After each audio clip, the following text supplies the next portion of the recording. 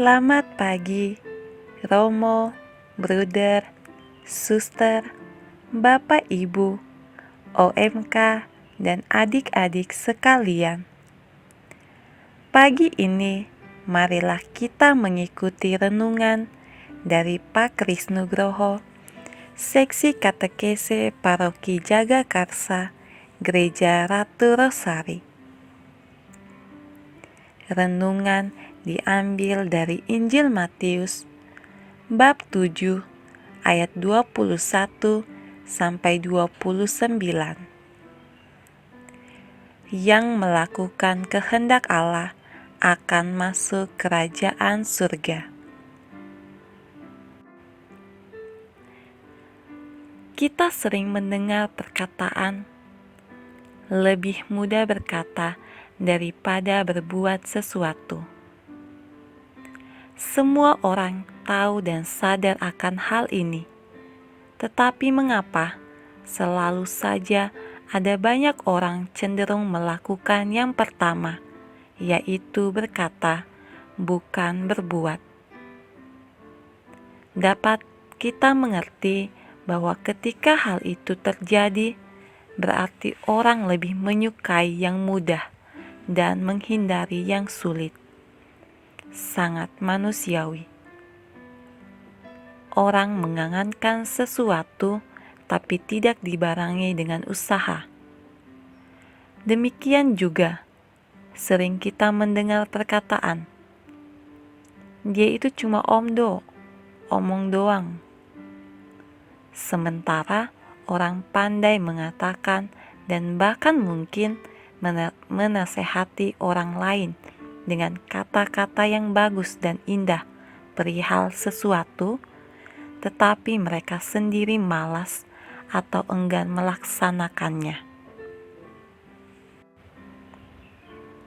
Senada dengan hal itu, dalam Injil hari ini, Yesus berkata bahwa bukan mereka yang berseru, "Tuhan, Tuhan," akan masuk ke dalam kerajaan surga, tetapi mereka yang melakukan kehendak Bapanya yang di surga. Kelak ketika harinya datang, karena mereka ditolak masuk ke dalam kerajaan surga, mereka akan menganggah dengan berkata bahwa mereka sudah bernubuat, mengusir setan, dan membuat mujizat demi nama Yesus. Tetapi Yesus akan berkata, "Aku tidak pernah mengenal kamu. Enyahlah daripadaku, kamu sekalian pembuat kejahatan." Yesus mengibaratkan orang-orang yang hanya rajin membaca, menghafal, dan bahkan menyampaikan perkataan-perkataannya adalah seperti orang yang membangun rumah di atas pasir, namun roboh karena datangnya hujan, banjir, dan angin. Sebaliknya, orang yang melakukan perkataan-perkataannya adalah seperti orang yang mendirikan rumah di atas wadas, yang tidak akan roboh ketika hujan, banjir, dan angin menerpanya. Yesus juga memberi nasihat yang sama pada suatu kesempatan kepada seorang perempuan yang memuji Maria ibunya, yang berseru kepadanya, "Berbahagialah ibu yang telah mengandung engkau dan susu yang telah menyusui engkau." Nasihat dalam jawaban Yesus ialah, yang berbahagia ialah mereka yang mendengarkan firman Allah dan memeliharanya. Mendengarkan dan memelihara firman Allah berarti bahwa kita harus melaksanakan firman Allah. Dan karena inti firman Allah adalah kasih, maka perbuatan kasihlah yang mesti kita lakukan. Ketika seorang ahli Taurat bertanya kepada Yesus, Hukum manakah yang terutama dalam hukum Taurat?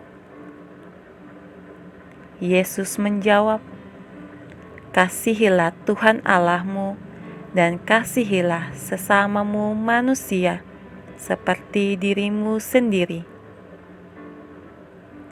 Kasih harus dilaksanakan seperti kata Santo Yakobus.